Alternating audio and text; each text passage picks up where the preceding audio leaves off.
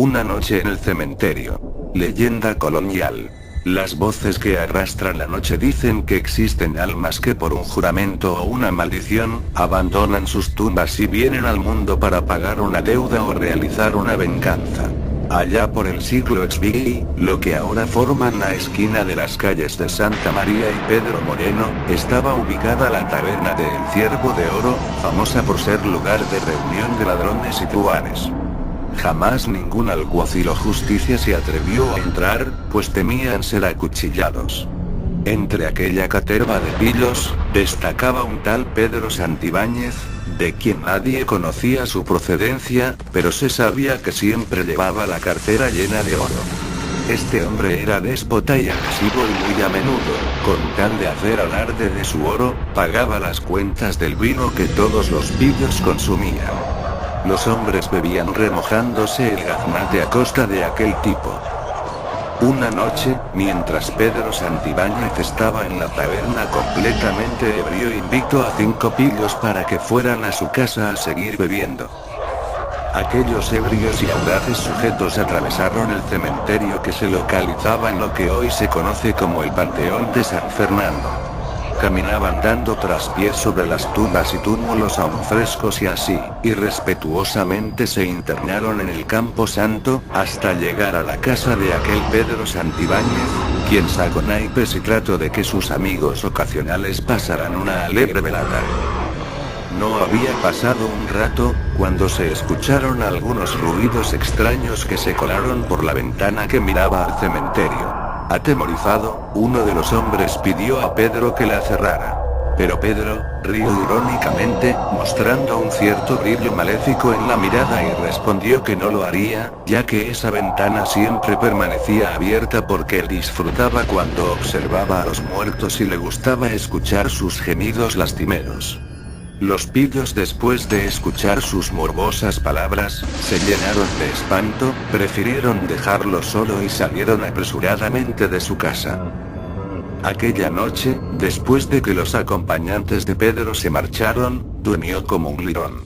Al día siguiente se le vio espiando un sepelio a través de los funerales y de antemano sabía quiénes serían sepultados, conocía su jerarquía y sobre todo, las joyas con las que serían enterrados.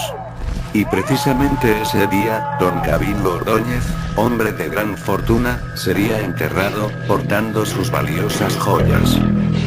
Sí, en efecto, Pedro Santibáñez era un profanador de tumbas sin ningún respeto ni temor. Cuando el sepelio terminó, Pedro esperó a que anocheciera para así poder saquear el ataúd y apoderarse de las joyas del muerto y hasta las ricas vestiduras con que había sido sepultado. Pedro Santibáñez jamás sintió remordimiento alguno por las profanaciones que hizo.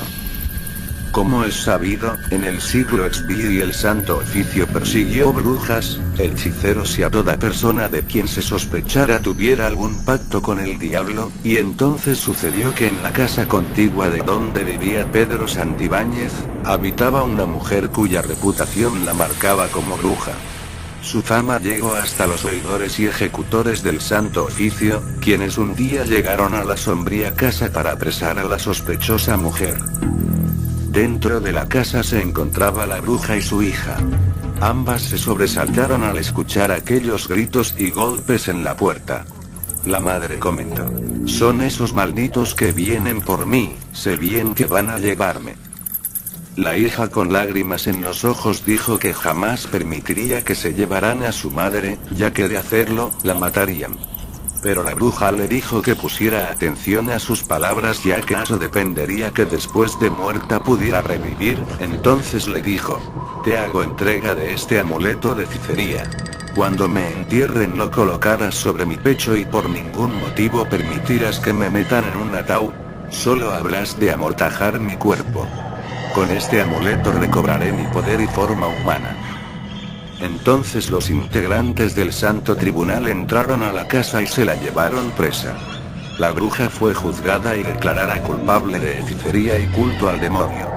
Su condena fue la horca. Estando ya en la plaza principal, le subieron al cadalso para cumplir la sentencia, mientras toda la gente gritaba: «¡Muere! ¡Muere!». Bruja maldita, deberían quemarte viva. Mujer de Satanás. Concluida la ceremonia, Fray Gómez Suástegui entregó a la hija de la bruja el cuerpo de su madre y le preguntó si tenía ataúd. Ella contestó que la última voluntad de su madre había sido que la enterraran solamente envuelta con una mortaja. Entonces la bruja fue llevada al cementerio. Esa misma tarde, por disposición del Santo Oficio y gracias a la intervención del fraile, el cadáver amortajado de la bruja fue enterrado en el Campo Santo, lo más lejos posible de las demás tumbas. Mientras tanto, Pedro Santibáñez observaba desde la ventana de su casa a la desconsolada hija hincada ante la tumba de su madre y al único enterrador que se conmiseró de ella, y entonces confirmó que se trataba del sepelio de la bruja que habían ahorcado esa mañana. Antes de que la bruja fuera enterrada, su hija se acercó al cadáver y le colocó sobre el pecho aquel amuleto que brillaba esplendorosamente.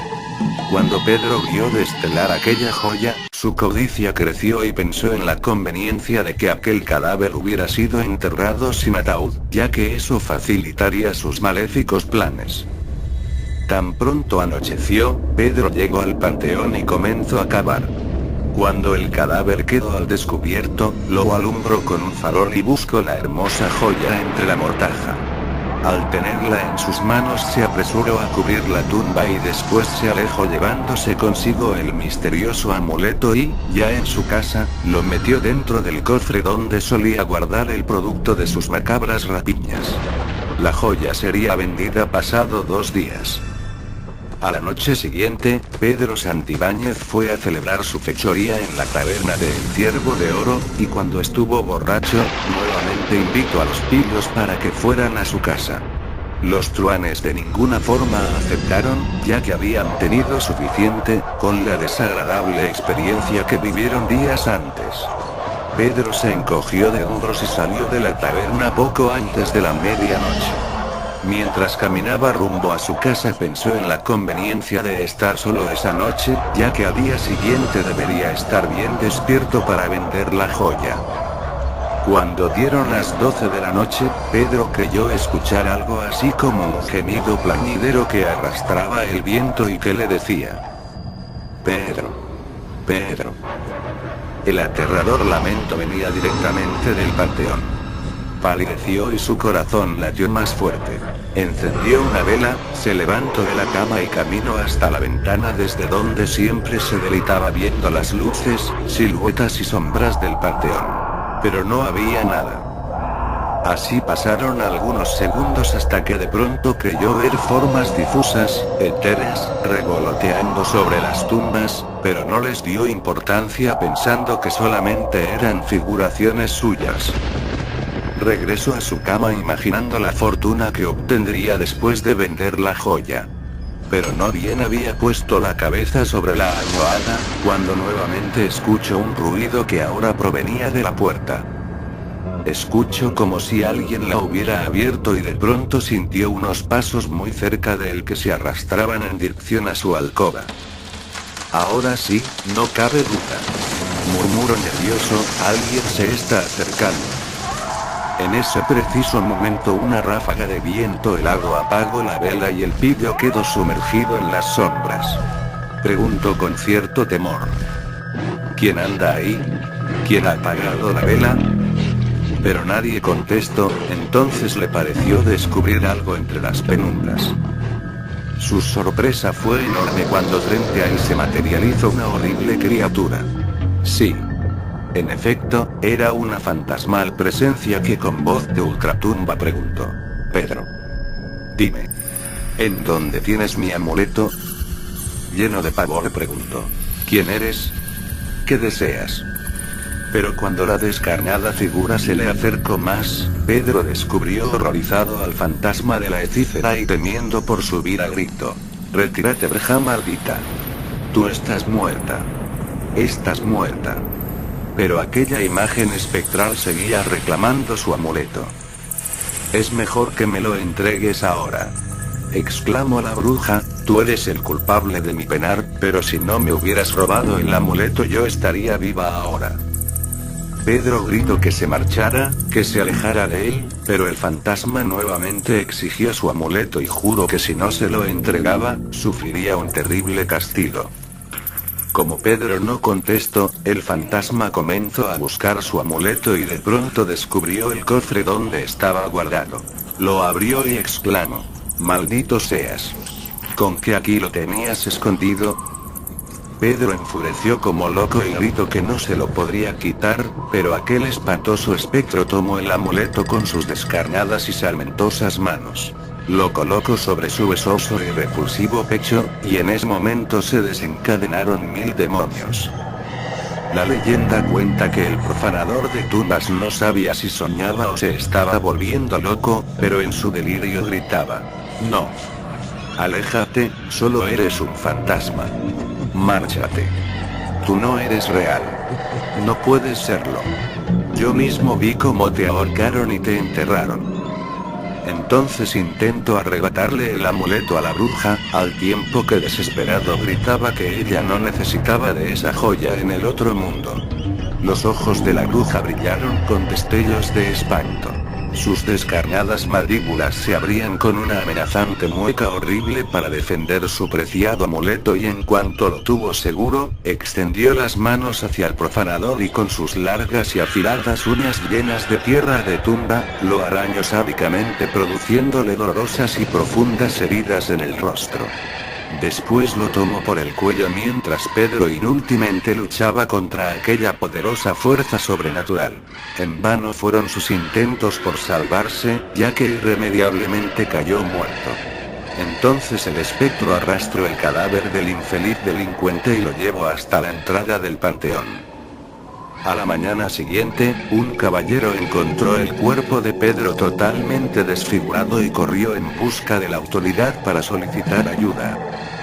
Momentos después, al lugar de los hechos llegaron los representantes de la justicia y Fray Escoto, que preguntó a los soldados si sabían quién era ese hombre y qué oficio tuvo en vida. Uno de los soldados respondió que su nombre era Pedro Santibáñez y que vivía en una casa cerca del cementerio, y agregó que algunas personas sospechaban que se dedicaba a profanar tumbas. Fray Escoto también tuvo su sospechar al recordar que apenas hacía 2 días, una hechicera había sido ahorcada y sepultada, precisamente en una fosa cerca de la casa del difunto. El suspicaz soldado respondió que quizás existía una relación entre la bruja y el muerto.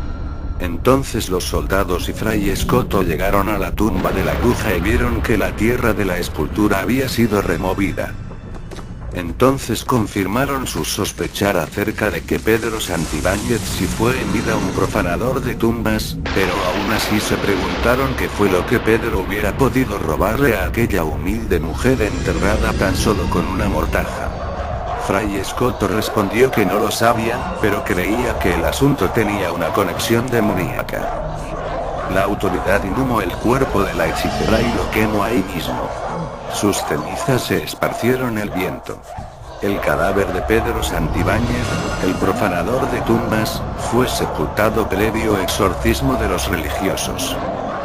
Pero en las versiones escritas de esta leyenda, se asienta que durante muchos años y pese a la intervención de la iglesia, desde aquella noche vagaron 2 seres por demás pavorosos que iban y venían de la casa del profanador de tumbas al panteón, sembrando terror entre la gente, que mencionó que aquellos espectros eran el de la hechicera y el de un hombre, que quienes tuvieron la desgracia de ver, comentaron de su parecido con aquel Pedro Santibáñez que siempre acudía a la taberna de El Ciervo de Oro.